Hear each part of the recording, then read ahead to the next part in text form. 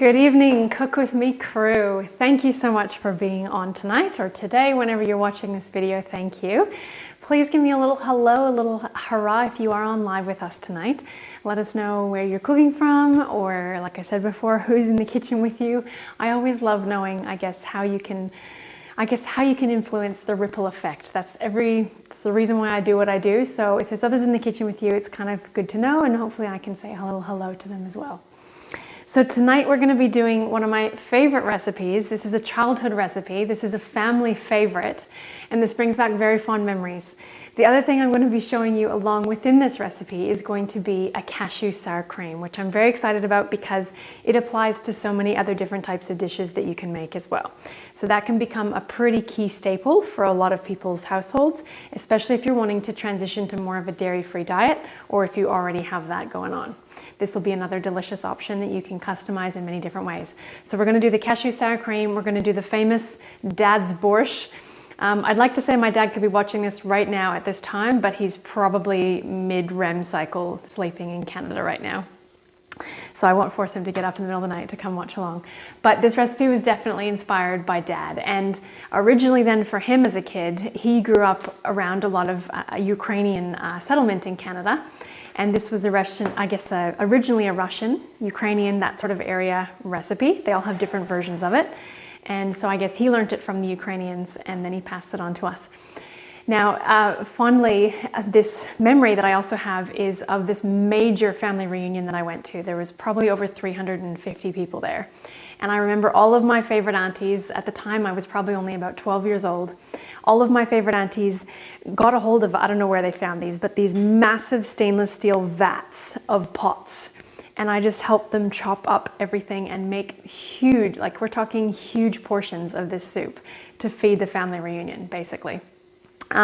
So in thinking about why they chose this dish, it's probably because it was the most hearty, filling, nurturing dish, and also the one on the biggest budget. Okay, so that's a big heads up for you guys. Initially, when you look at the ingredients on this recipe, you might look at it and go, it doesn't really look like it's going to taste too flavorful, or there's going to be that much oomph in it.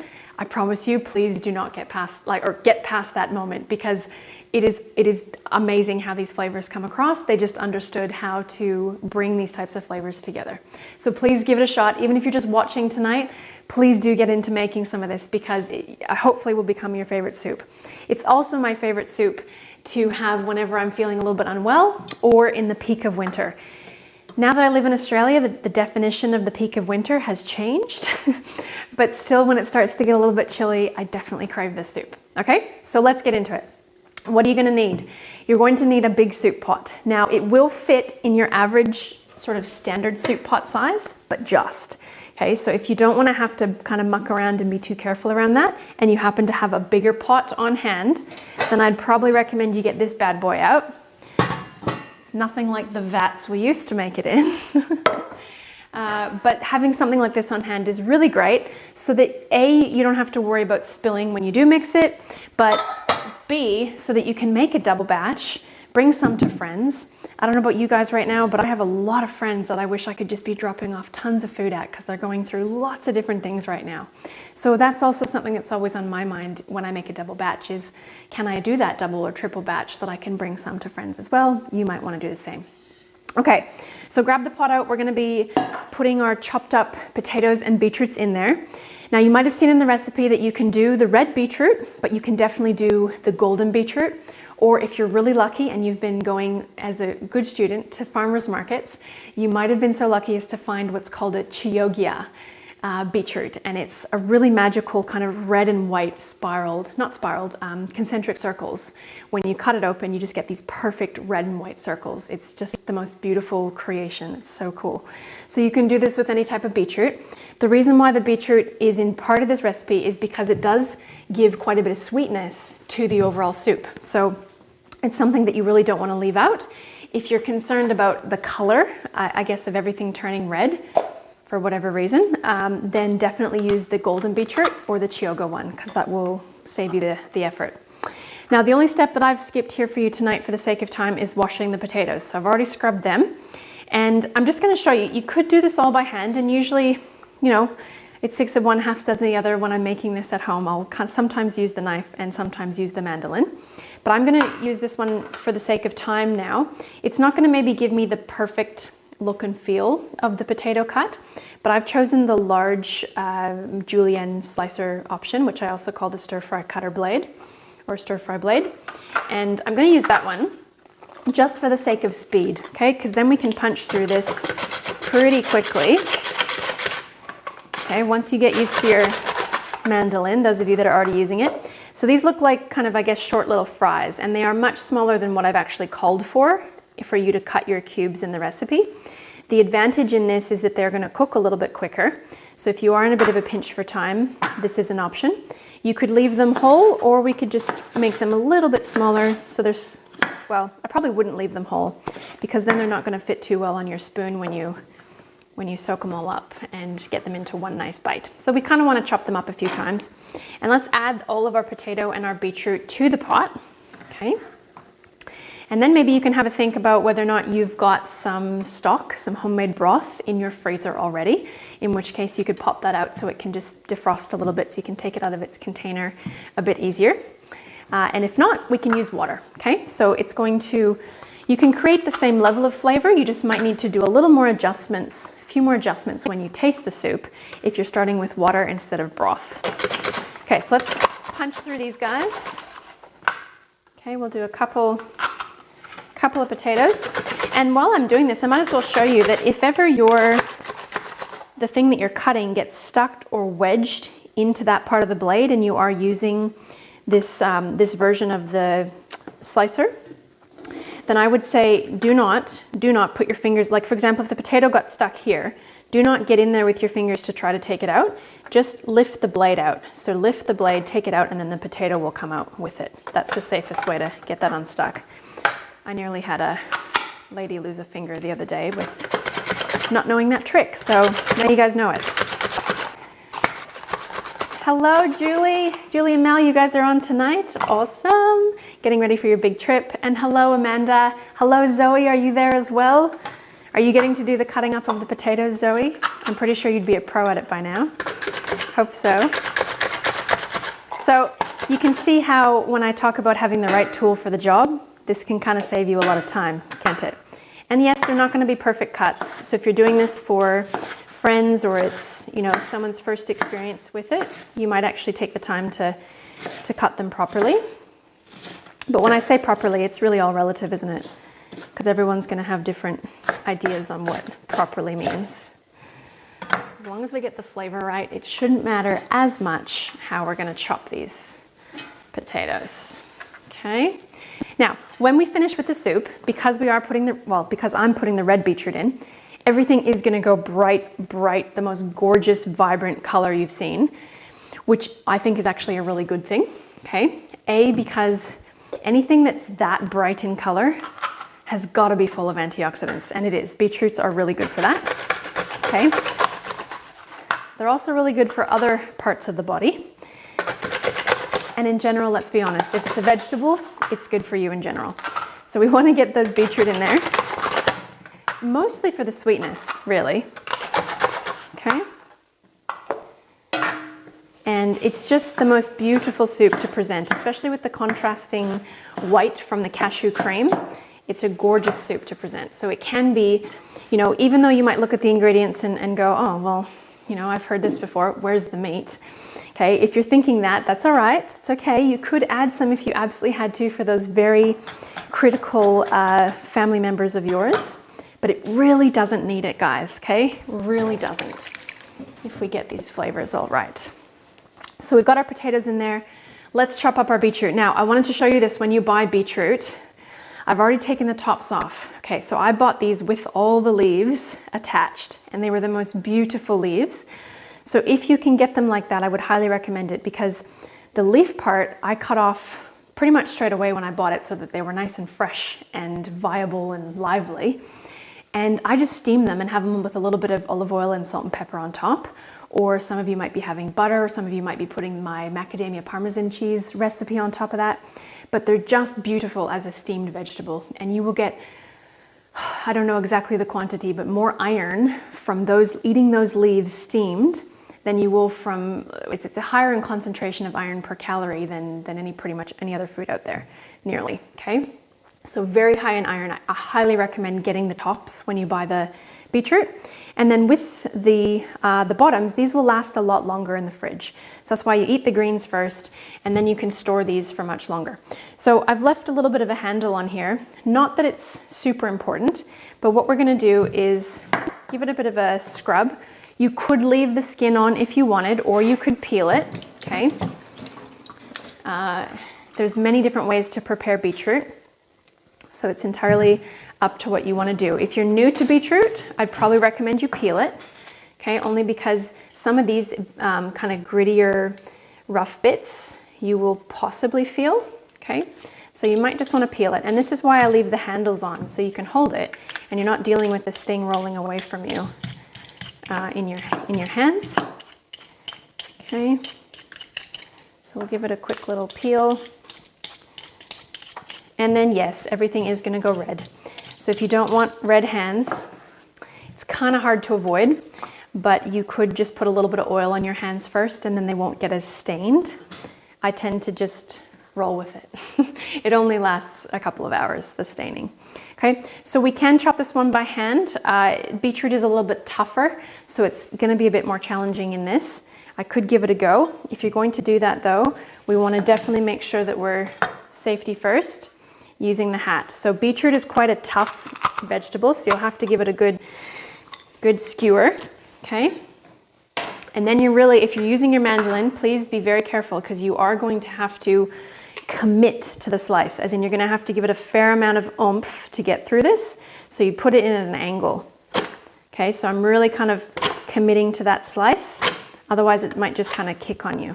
Okay, so it's not as hard as it looks. You just gotta, when it gets to the fat bit, this is what I mean. So if it gets stuck and you can't pull it out easily, let's use the blade to help it out. That's a perfect example. Okay, so it's only because we're at the fat bit of the beetroot that it did that.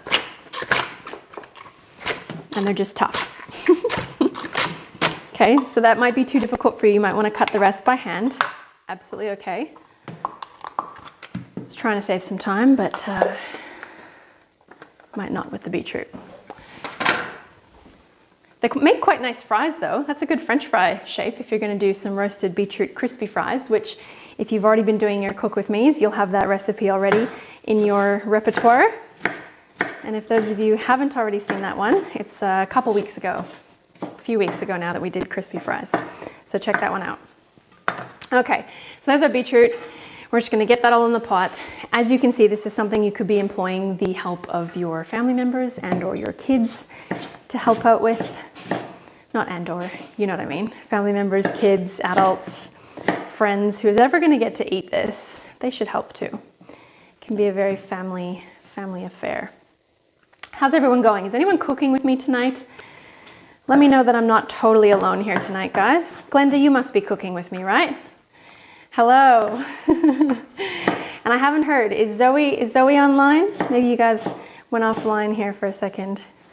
But there we go. All right, so I'm going to take the time to just get this last beetroot, these last two beetroots in, but in the meantime, I'm going to get this on the boil. Okay, just to save us a little bit of time. These are the types of tips and tricks that I want to be showing you as you go. If I were doing this without talking you through it the entire time, this would have been on the stove already. So let's do that. We need about 2 liters of water and or stock. So here's a little trick. Okay, if you have some frozen stock and you don't know how much the volume is, then you can put in what you've got in frozen form. Okay. Hoping this is stock and not like lemon juice that I froze in the same way or something. Guess we'll find out. Should have labeled it. So there's my frozen stock. Then I'm going to top up to the, in this case, 1 liter mark with water. So this is how you can save having to calculate and do measurements on how much frozen liquid you had. We're just going to do a bit of a ballpark. So that's about 1 liter. Okay. So we'll put that guy in. And then our 2nd liter, I have a little bit of already liquefied stock. We'll use that. And we'll top it up with some more purified water. Hopefully you've got some purified water. If not, that's all right. That can be the next step. So as you can see, this is going to be a very economical dish. It's going to be very nutritious, hearty, and I think it's pretty hard for us to even estimate how much nutrition you would get out of this, especially if you were buying organic veggies to put in here. Okay, guys? So sometimes organic veggies have been found to be up to 30 times more nutritious than conventionally grown veggies. Up to, okay? Which is, I think, a pretty significant amount. So there's a lot of benefit in this dish, and it can be very nurturing. So I'm going to put this on the biggest burner on the highest heat, get that happening, melt those ice cubes of broth, and we'll continue to chop up the beetroot. So no need to come back just yet. Let's get that on the boil, nice and hot, and we'll finish up with this. So I'm curious, and guys, I'd love to have your feedback and your thoughts on this, are you soup fans? Okay, and if not, I'm trying to understand if this is an Australian thing, or if it's just because you haven't grown up with them, or because your definition of soup is maybe Campbell's. I need to know, I need to understand, because I've had very interesting conversations with people about soup, and some people are just not soup people, and I really would love to be able to, I don't know, I wouldn't say necessarily change that, but hopefully open up people's worlds when it comes to soup. Soup is so nourishing, it's so, I don't know, but maybe that's just because I grew up in a very cold country, and that's how we passed our winters, was building soups, and I don't know. But anyways, I'm really curious. So can you guys please let me know your thoughts on soup? And if so, if you do love it, are you having it for breakfast? Have you seen the Cook With Me that we did a couple of weeks ago all about the breakfast soup? Okay. Yeah, I really would like to know. Fill me in, I'm curious. You guys have gone all quiet there. Okay, so let's do this the hand cut way. So I'm just going to do some thicker slices of the beetroot. Obviously with beetroot, because it is a harder veggie, so much nicer if you have a sharp knife. Okay, if you're not already using a sharp knife, that can be your next step. Andre loves soup. Yes, awesome, Andre. So does that mean you're cooking with me tonight, or are you just watching? There are so many different kinds. So Andre, what's your favorite kind of soup? Do you prefer the creamy blended ones, or do you like the chunkier soups? What's your favorite kind of soup? Okay, and this one, yes, we can do lots of substitutions. I really wanted to show you guys the very traditional form of this soup. That's why I didn't give you a ton of different options. Okay, but obviously it's your soup. The recipe is just a guide, as you hear me say, so you guys can customize however you like. Andre likes it chunky. Well done, Andre. So this is going to be the right soup for you. You're going to need to keep these pieces nice and big so you can chew into them, really kind of taste the potato, taste the beetroot, appreciate every vegetable for what it is. Love it. Thank you, Andre. Okay, if you haven't got your scrap bucket handy already, get that around. Now, if you'd given this a good scrub and you're happy to have a red broth, okay, as long as there's no dirt in these scraps, these veggie peels are perfect for your veggie scrap broth. So now that I say that, I actually don't want to throw away any of those into the compost, because the amount of iron, again, and antioxidants and benefit that I'm going to get for that into a broth is going to be amazing. So welcome to the no waste kitchen. Okay, let's transfer these beetroot into our boiling pot, into our cauldron. I am thinking of someone at the moment that I know right now, one of my dear friends and past clients, who's sick in bed with Ross River fever. So I'm thinking of you, and I'm feeling that I really want to bring you soup tomorrow. So this is for you, Karen. Okay, there we go. So that's coming up on the boil. We could speed that along by adding salt to the water and by adding the lid.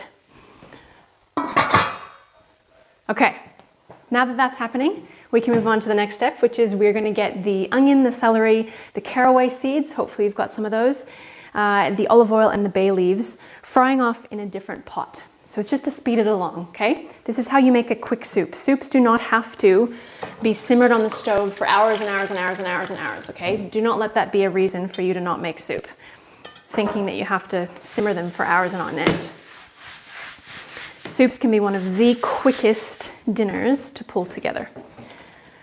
All right, so we've got some celery ribs. Now I've called for 3 full celery ribs. These have already been cut, so I'm gonna need about 6 pieces. And if you're not already cluey on this trick, okay, this is how I store celery. So when you get your nice big piece of celery or bunch of celery, I cut it all up at once, whether I'm using it all or not, okay? And when you cut it up, you put the tops into your broth, if that's what you're gonna save them for.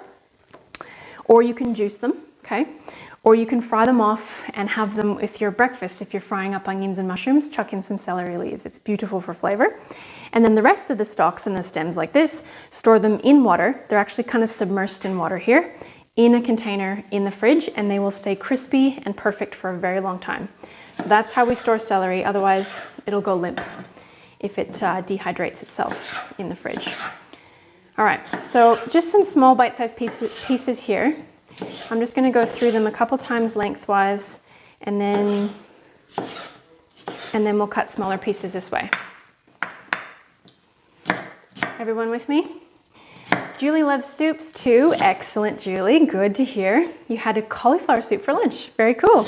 So, Julie, are you guys just watching tonight, or are you cooking along with me? Those guys are soon to go off on a worldly adventure. I'm very excited for you guys. Now, the other thing I'm curious about, it's funny, I'm hitting you guys up with all these things at once. Maybe that's why there's not so many people on tonight. Is it true that not many Australians are a fan of dill? This is dill, okay? It's not fennel, this is dill. And it's so interesting that most people have either never had it or they wouldn't know what else to put it with other than dill pickle chips. I mean, dill pickles or dill flavored chips. So I don't know what it is, but dill, guys, you're missing out. That's one of the key flavors in this dish. It's so good. Okay, so let's get our second pot. This doesn't have to be a pot, it can be a frying pan. We're gonna start sauteing up the celery and the onions. If you're not a big celery fan, cut it smaller. Okay, so nice and fine. This recipe is a great recipe for employing your large food processor with the slicing blades. Okay, the reason why I didn't do that tonight is because I've got a crazy looking commercial one and I didn't want to scare you guys. But if you've got a food processor with slicing blades, put it all through there, let it do the work. There's your soup. Okay, a couple of onions into the soup, and then like we did with the other one before, starting to learn how you can do timing better with dishes, okay, is we're going to start getting this frying off as well, and we'll just keep adding to it as we go. We might as well do that now. Okay, so we've got something in there. Let's add a little bit of our oil to it. Okay, I'm all out of olive oil, so I'm going to add the dashes of, in this case, macadamia oil, because it's what I've got. Olive oil would be yummier. And don't need to come back for this one. I'm just going to get that onto the heat while we catch up with our onions. Okay, this onion's being stubborn to peel. So what's the trick with that? Well, you can either sit here and roll it so the skin comes off, or you can cut it in half, okay?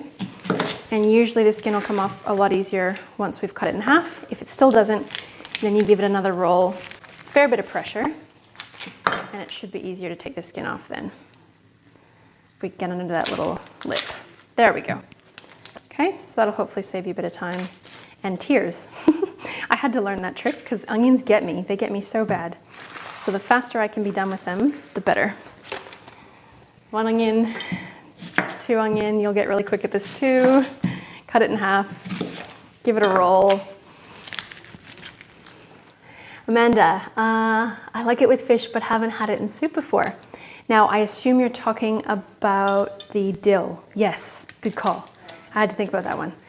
Thank you, Amanda. Yeah, dill with fish, dill with lemon, dill with garlic, dill with, well, if you're having chicken, dill with chicken, dill in omelets, dill in dips. Okay, dips goes really well. What else can you have dill with? Oh, in sauerkraut. Guys, if you're making your own sauerkraut or cultured veggies, perfect. It's such a good flavor in that. Gosh, the sky's the limit. Sometimes I just, if you've got like the dried powdered dill, you can just put that on top of your popcorn. Yes, on top of popcorn with a little bit of salt. Okay? Maybe that's a North American thing too, but that's all right. Okay, I'm gonna take a break from the onions. Let's gonna stir the sizzling pot that we've got going on here, and then we're gonna add our caraway and our bay powder. You guys with me? We're doing a lot. We're building a soup and we're doing it quickly so you can eat faster. All right, so we've got some sauteing happening here. Let's keep that happening. And let's add some bay leaves.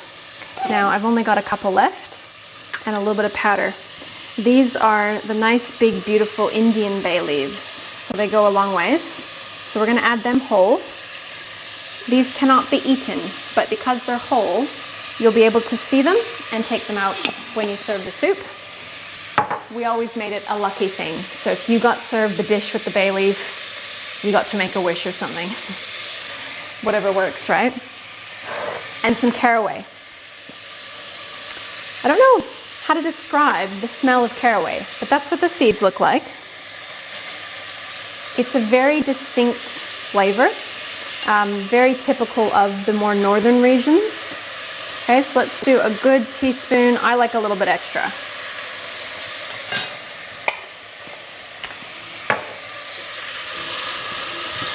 There we go. All right, let's finish chopping up those onions. That's not on the boil yet. Still a bit to go. All right, onions, chop, chop, chop. Here we go. Hopefully you've got some nice sharpened knives. The faster we work, the less Ashley cries. And again, this is another reason to get your food processor out, guys. Okay, let it do the work for you.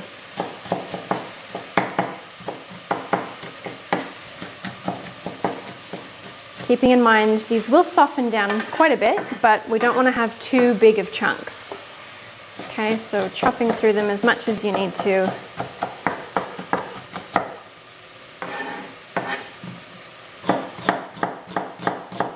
One day I'm going to bust out some really good looking glasses so you guys can tease me all about them. Man, I don't know if I'm just hyper affected by them. Do you guys get really bothered by onions? I swear it burns for like hours. Woe is me.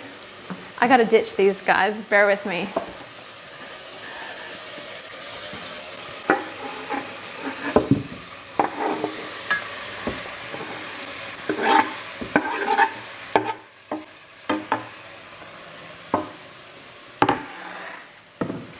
You guys making fun of me over there, Denise? Do you love the borscht, Denise? Have you made it? That's awesome. Very cool. Is Tom and Dea, are Tom and Dea in the kitchen with you, Denise? I really hope so. Tom's a great little chef on the uprise, I know it. I just recently got to have Tom's chia pudding for breakfast the other day. Tom is 6 and he makes chocolate chia pudding for breakfast for the family. He adds his frozen fruit and it was delicious. Well done, Tom.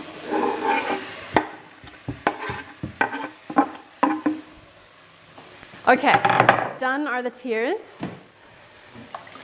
Let's wipe this onion away, clear the air. You know it's just the acid that comes off them, right? So we need to just clear the air, literally. There we go. And resume focus. Thanks for making fun of me, guys. Awesome, excellent. Okay, so that pretty much needs to cook down, okay? We can give it a little toss as needed. While that's happening, let's get the rest of the ingredients ready so that we're ready basically to pull everything together at the end. Okay, so we're gonna need either some red wine or some more stock. You might have a little bit of stock concentrate that you've made, so you could be using, say, a tablespoon of that plus water if you want to get that extra bit of flavor coming from the stock rather than relying on salt. Okay, so one thing I really want to show you guys with this dish, and it applies to all soups or pretty much all dishes, is the secret ingredient is tears. No, that's not what I want to show you. What I want to show you is how to adjust a soup for tastes, for the tongue, okay? Now we've talked about this in a couple of videos in the past. I want to go into a little bit more detail. But before that, we actually need to get ready for the rest of these ingredients to go in. So next up are the carrots, okay? Now I think I've said about three large ones. Roughly this one will do. I'm not going to peel them. I'm going to take as little possible off those ends as I can. Okay, no need to waste more than we need to. And not only that, it's not even going to get wasted because it's going to go into the broth. All right, can we do 6 carrots at once? Let's see. So because these are nice and little, okay, I'm going to just keep them whole because they're beautiful as little rounds, but I'm going to try to make them thin enough. So this is a little bit for effect, okay? You don't have to get this fancy. They might all roll away on you too. But this is just going to give it a little bit more dimension and shape when you bite into the soup. Okay. Andre, you got heaps of red.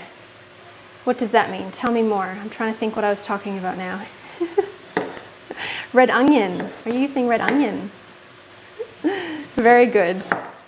It's going to be a nice, bright, antioxidant-filled... Oh, did you mean red wine? Yes, sorry. Red wine, that makes more sense. This dish is red all around. Okay, guys, we're talking some serious antioxidant soup. Do you think more people would have been into this if I'd have called it antioxidant soup? I'm not so sure. Anyways, now, it's not super picky how we build this dish. If you're in a pinch for time and you really want to eat this as soon as possible, the carrots can also simmer down with the celery and the onions. So because I can, I'm going to chuck them in now, just so they have a little bit more time to cook down, okay?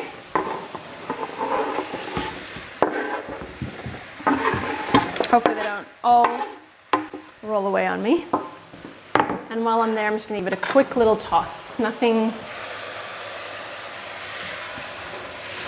too crazy.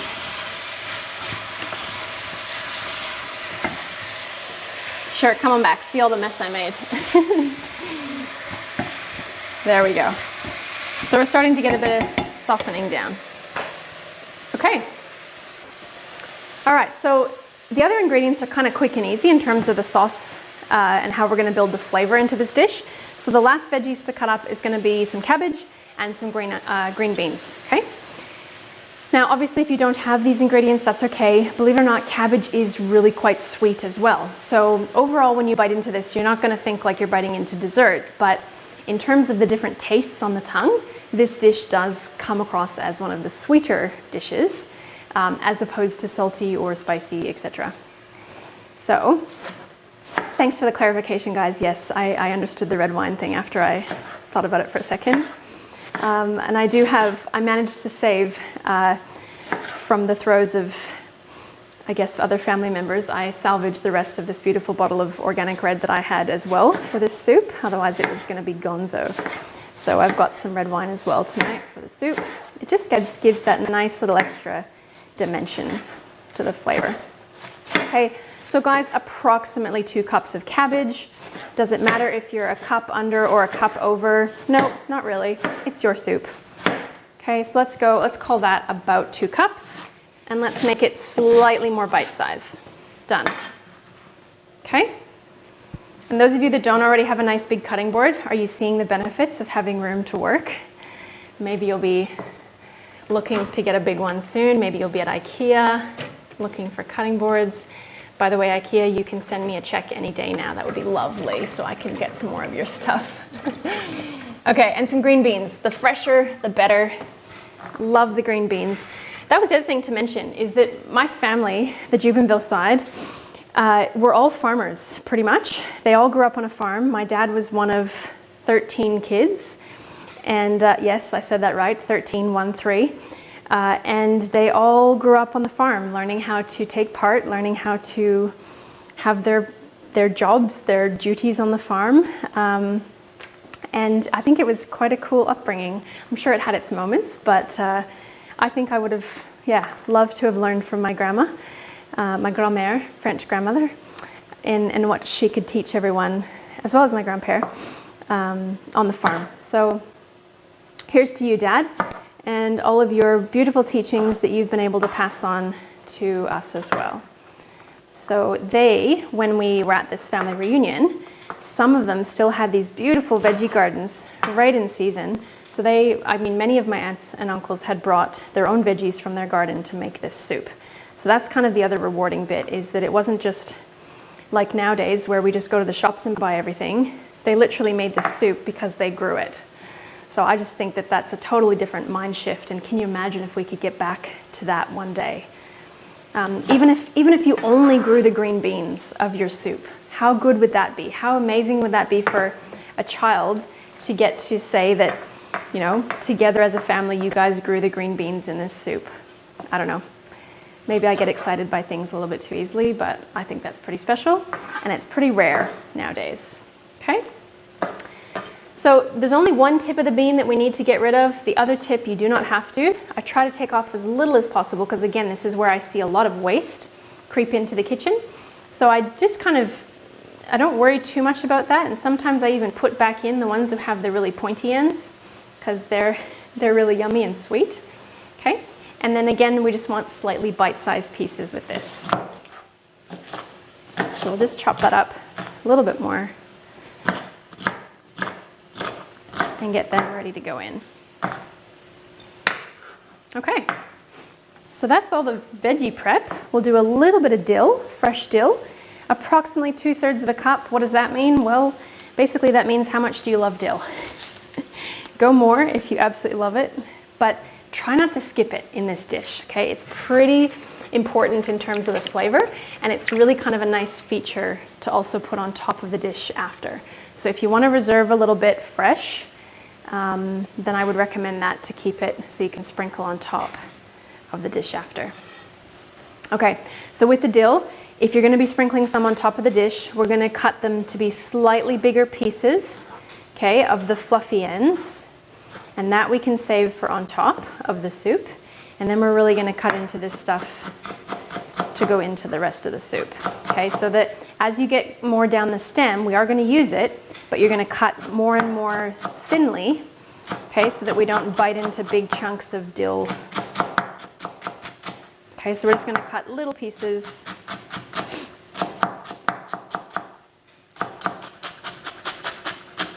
All the way through.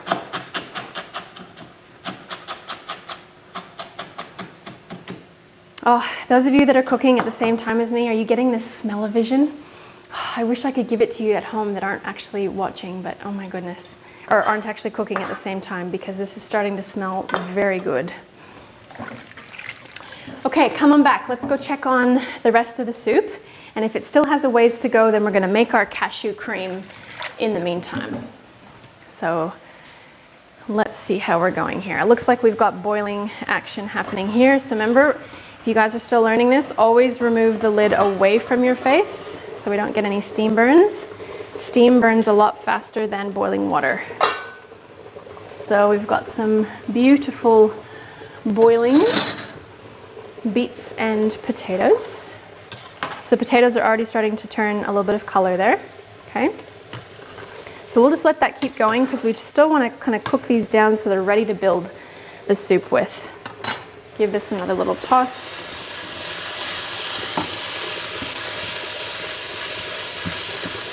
Oh, smelling so good with the bay. You'll know you've got fresh spices if you can smell the bay leaves, okay? If they smell like nothing, probably not going to do much to your soup either. They have the most beautiful fragrance. If you get fresh bay leaves, you'll know what I mean. Now, let's flavor up the rest of the soup and we'll just let it cook. And I guess pretty much as soon as the beetroot and the potatoes are cooked, we can pretty much eat it, okay? It is going to taste better tomorrow. Pretty much any soup, that'll be the case. Any sauce, that'll be the case. But that's okay. It's still going to taste amazing tonight. We're going to taste it as we go and adjust those flavors. So I'm going to bring you guys over with me. Hold still right there. I need to make sure I can hear and see you. Okay. Let's build the flavor into the soup. The extra flavor, sorry, vegetables. That was a bit of an insult. You're providing flavor as well. But we're going to put in the special bits. Okay. About 1/2 cup of red wine. I don't really know if I could say Shiraz versus Merlot. I'm not really a wine buff, I'll be perfectly honest. This is what someone would probably call old wine. It's probably been open for a couple of weeks. Doesn't taste like vinegar though, I did check that. So we've got our roughly half a cup of red wine. Again, you could be using stock or a bit of stock paste and water. Next up, we're going to put in some tomato paste and some apple cider vinegar. Now, it might be interesting if you're looking at those ingredients and going, oh, is this going to taste like tomato or vinegar? Or, you know, if you're seeing any of those and thinking, oh, I don't know if I'm going to like this, keep in mind that if we've done the dish well, you will not be able to pick out any individual ingredient, maybe the dill, but you will be able to taste a really well-balanced, beautiful flavor that maybe you'll even taste and go, oh my gosh, what is that? Like, what is making that flavor? Okay, and it's the magic of everything combined. So if we do this right, you're not specifically going to taste apple cider vinegar or tomato or honey or any of these individual ingredients. We want to blend them all together into a balanced flavor. Okay, so let's start off with the tomato paste. And again, depending on how big of a batch you've made, I've called for about 1/4 cup, which is the equivalent of 4 tablespoons. Okay, so we'll put that into this soup as we go. And again, it's just approximate, guys. You can go a little bit more, a little bit less. Give it a little stir to get rid of the tomato paste in there. Okay, clean for the next thing. Apple cider vinegar. We're going to start off with 1 tablespoon, okay? You may want to add more again when we taste it.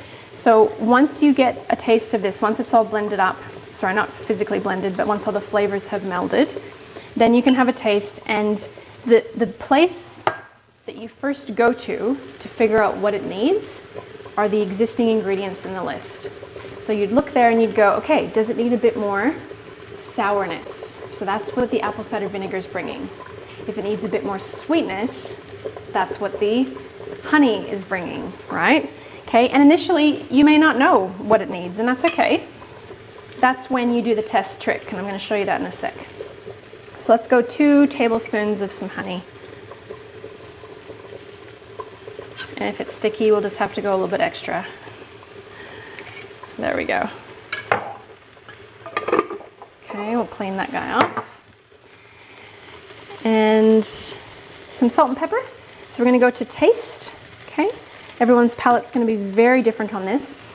Generally speaking though, because this is such a big batch, you're probably going to need to start out with a minimum of 1.5 teaspoons of salt, unless you have quite a salty broth that you used instead of water. So just be very careful and aware that you might have already added salt to this dish without you remembering. Okay, so if you have salt in your broth, then don't add as much here. You can taste this at the end. So put a bit of salt in. I love quite a bit of pepper, but as you can see, there's a lot of steam coming off this, and it's going to block up my pepper grinder. So I'm going to just grind a whole bunch into this cup over here first. And then the other thing this is going to do is prevent me from sneezing because all of these fine little powdered bits of pepper would actually rise up in that steam over the pot and eventually cause a sneezing fit for you, and I don't think that would be very enjoyable. So I'm going to add the pepper to the pot like that. Little tricks, guys. It's all in the little things. Can you imagine me describing all that in the recipe? You'd look at it and you wouldn't even go back. Okay, so I believe we've got all the ingredients there. Remind me if we've forgotten anything that you've picked up on, okay? We're going to let this continue to cook down. I'm going to turn it down slightly because the potatoes and the beetroot are nearly cooked through. Okay, and you can kind of just eventually feel that they're starting to get a little bit softer. And I'm trying to stir carefully so I'm not creating mush. Okay, so that's what we've got there. Now we're just going to let those flavors come together for a little bit longer. What I will do, because I do want to eat this as quick as possible, is I'm going to bring over the dill stems, because the dill stems are going to create quite a bit of flavor in this, and I want them to really start becoming part of the soup. Okay, so I'm just going to bring over most of those dill stems, and maybe a little bit of the greens that we chopped up. Okay, so about 1 cup's worth here, and we'll put them in to start adding to our soup, and we'll give this guy a last little stir here too. This is good. So we want a little bit of this kind of, we don't want it burnt, but we want a little bit of this glazing to be happening on the bottom of this pan. Okay, it's going to provide a bit of flavor. This is probably a bit much. I'll probably let that go a bit far. Okay, so if that's happening and we need to cool it down and deglaze that, then just add a bit of water or a little bit of your soup broth. Okay.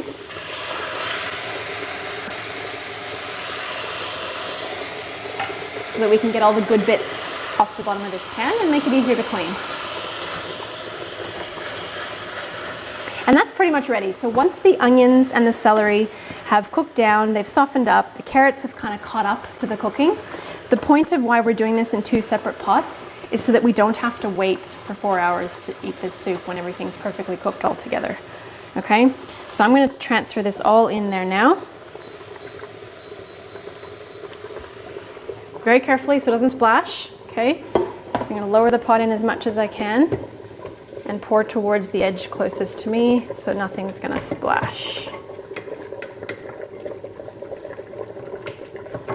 There we go.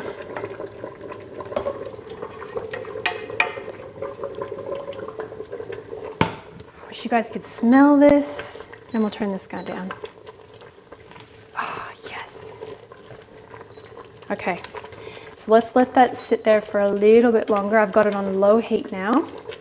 Okay, and I'm only going to add the cabbage and the green beans in the last 10 minutes before wanting to eat it, just so they don't go too soft and squishy. Now, by tomorrow, they probably will be much softer, and that's okay, but at least the first time you eat it, it's kind of nice to have those fresh, slightly still, I wouldn't say crisp, but slightly still intact beans and cabbage. Okay. So what we'll do just quickly first before I just add those in at the end is let's make our cashew sour cream. Okay, and this is such a delicious component on top of this soup. It can mean the difference between someone actually saying that they, need meat with it or not. So it's the little flourishes and that little bit of richness that we're going to bring from the cashews that are going to make this soup feel a lot more rounded out for everyone that gets to have it. You guys with me so far? Got to bring you back here. Okay, so cashew sour cream. Now, you guys ready to switch gears?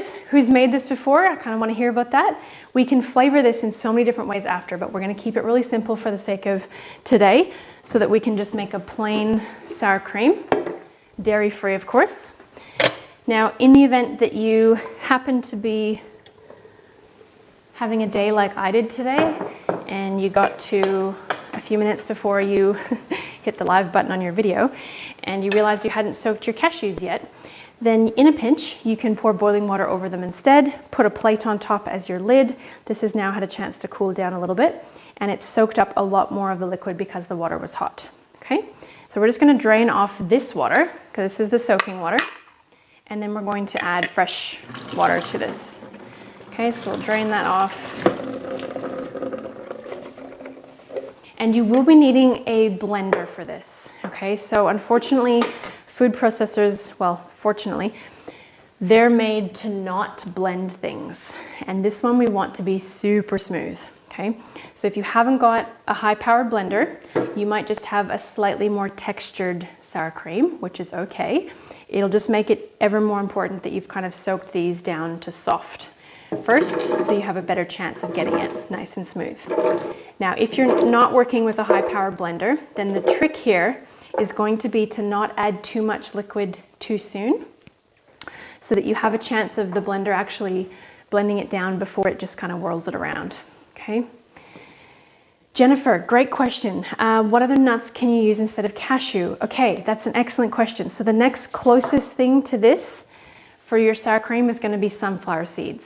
Okay, macadamias would be amazing. You might want to chuck a couple of macadamias in there too. They can just get a little bit exy for this kind of volume, but macadamia nuts would be the absolute amazing bomb diggity if you could.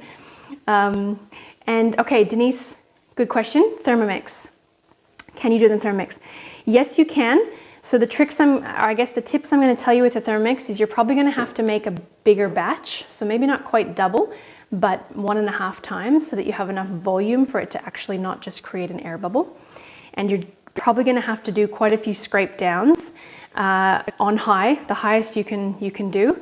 The only thing I'll say is you're probably going to end up with a more liquidy sour cream, because you're going to have to add the liquid so that it actually continues to blend rather than just throw itself on the side walls and not actually blend.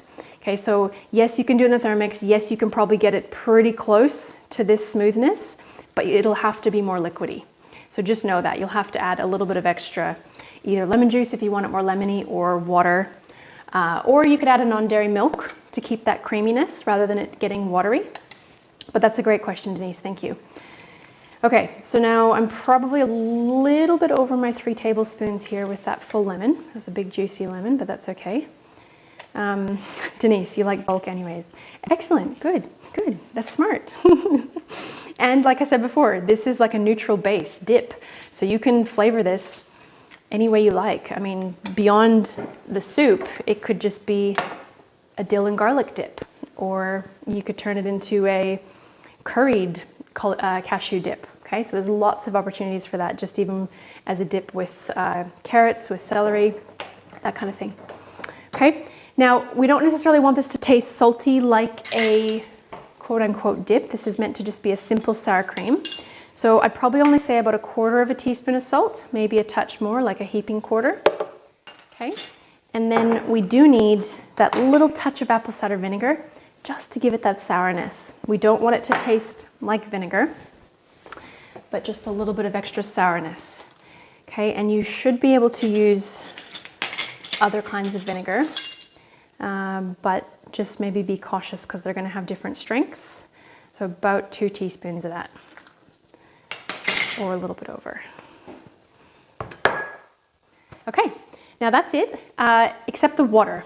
Now I've said about 7 to 9 tablespoons, and the reason why I didn't give you a cup measurement is so that you know that you can actually customize that amount based on your machine. And it is going to vary on how much you've soaked the cashews and how your machine goes. Ideally, you've got a stir stick for your blender, which is going to make this a lot easier. But we kind of want to start with less liquid initially so that we get it nice and smooth. Then we can add the liquid towards the end to finish the blending down. Okay, so I'm just going to get myself some purified water here so that we can go over to the blender and finish this off. So some nice clean water. That should be about good. That's making me thirsty. All right, come on back, guys.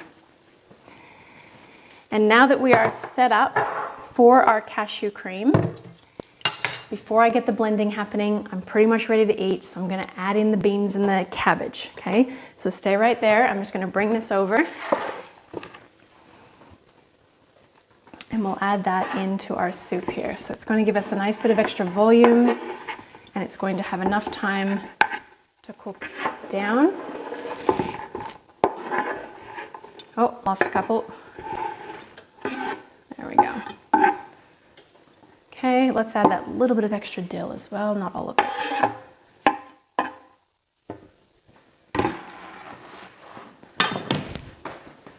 Look at that. Doesn't your body just look at that and go, oh, I can feel the goodness already? Some of you might still be poorly trained and you might look at that and go, oh. And if that's okay. If that's your reaction, I won't take it personally. It's okay. You haven't had a chance to have this wonderful childhood experience as I have, but it's never too late. So you can always change your mind, change your habits. Hopefully you'll enjoy the taste of this as it simmers down. Okay, so I've just brought the heat up a little bit on that to catch us up. Let's make our cashew cream as smooth as we can. And Denise, please fill me in on how yours goes in the Thermomix if you have any tips or tricks. I've kind of stopped doing it in the Thermomix because this is just so smooth, but it will work in there. It'll just be maybe slightly more textured, but you can just call it textured cream. Here we go. We're probably going to need 60 seconds in total, but let's start with this.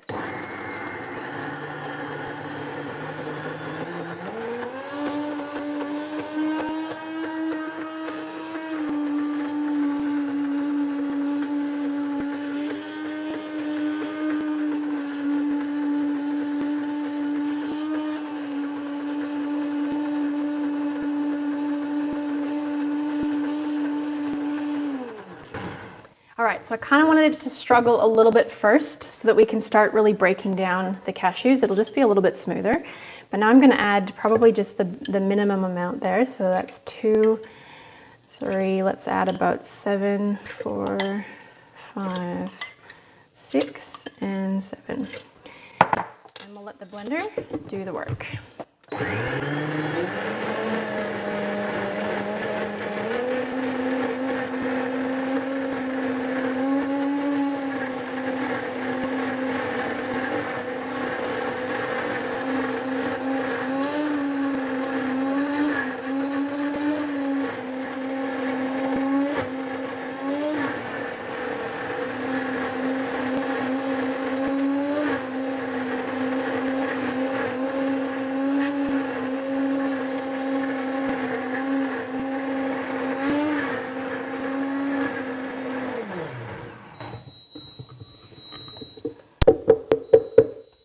Okay, we have a nice speckled decoration here.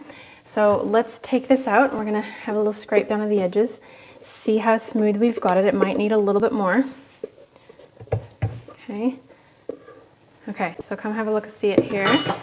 So that's looking pretty smooth to me. So we're not getting any kind of too much chunky bits. It feels pretty smooth. So we are very close. Good job, blender.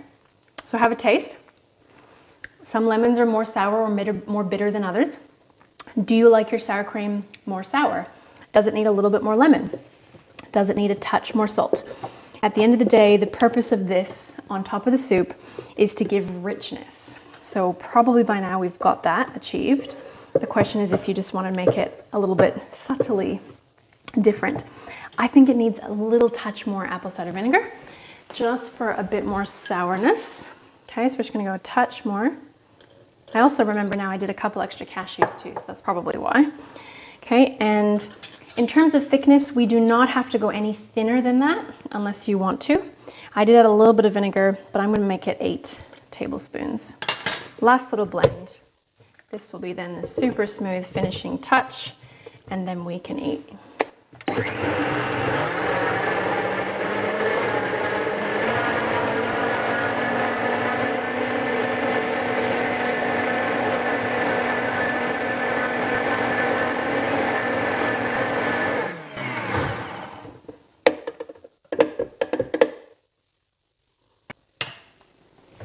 Oh, look at that.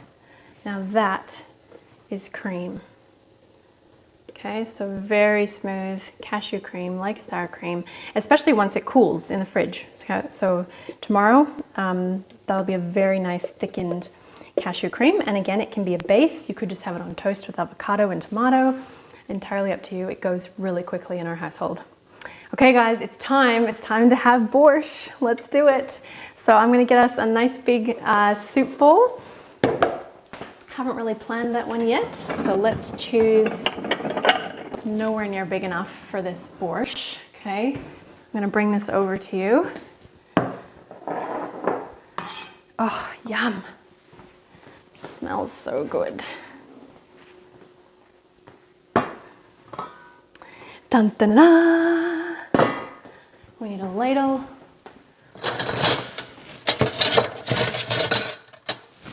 If you buy yourself a big pot, buy yourself a big ladle.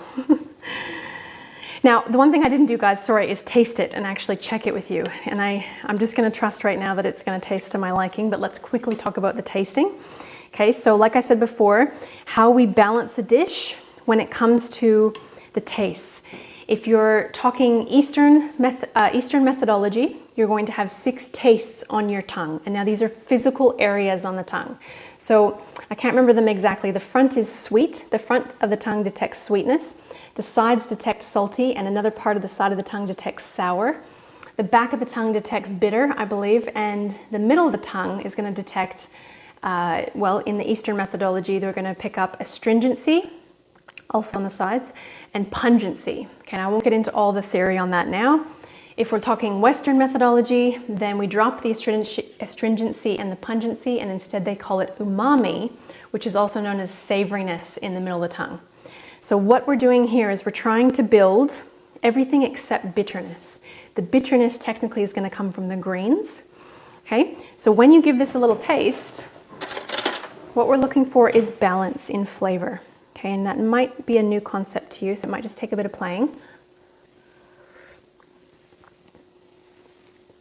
So you don't particularly want to be able to detect any flavor in particular, but you might taste this, and if you decide that it's not sweet enough, keep in mind it'll get sweeter by tomorrow, okay, because the beetroot and the carrot and the cabbage and all that are going to contribute that.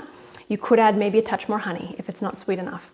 If you taste it and you just kind of go, that's kind of just blah, then you probably need to add saltiness, okay? If it just needs a bit of pizzazz too, don't forget that salty and sour bring each other out. So if you were to add a little bit of lemon juice to this, for example, or more apple cider vinegar, you would actually be potentially tricking some people into thinking it tastes salty, but it's actually sour, and vice versa. So adding more salt can sometimes do that too. So they act together. Oh, yum. Okay. And I wanted to show you the little tasting trick that I was talking about. So in the event that you have this theory about how you want to tweak or change the flavor of a dish, but you're not actually sure, then get yourself a little bowl, put a little bit of it in, and test your theory in the little bowl before you test it on the huge pot of soup. Okay? So that theory might be that it needs a little bit more apple cider vinegar. So then the only trick is to try and get the proportionate amount so you know what to add. And that's going to be hard with this tiny, tiny little bit of soup that I have here. But I'm just going to see if I can get a little drop or two of apple cider vinegar in there. And then you test your theory. That was more than a drop. So you would take the time to pour it into a spoon first and then give it a shot. But that's how you're going to test any theories that you have. And the more whacked out your theory is, and I promise you it can happen when you start getting creative with a dish, the more important this little trick is so that you don't ruin the entire thing. I promise you. Okay? So here, cheers. Happy dinner. No, I'm kidding. I want to show you this. So nice, beautiful, bright red borscht. Oh, your body will be loving you for this one. There we go. Okay, so we'd properly clean that edge off if we were in a restaurant, but we're not. Dollop, generous dollop of cashew cream on top. Look at that. I like a little bit of extra pepper, and don't forget some dill.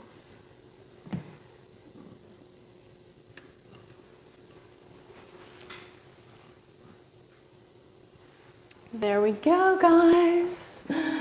I hope this is not just something you're watching and that you've actually been cooking along with me, because then you get to eat this dinner. I'm going to be going down memory lane and I can't wait to dig into this. So guys, this is borscht. Let's give, what's the word, homage to our roots, to our ancestors, as thank you for teaching us this. And if you are starting to create new traditions for your family and for your kids, then I thank you on behalf of them in the future. Thank you for investing in their education around healthy food. Bon appetit and enjoy.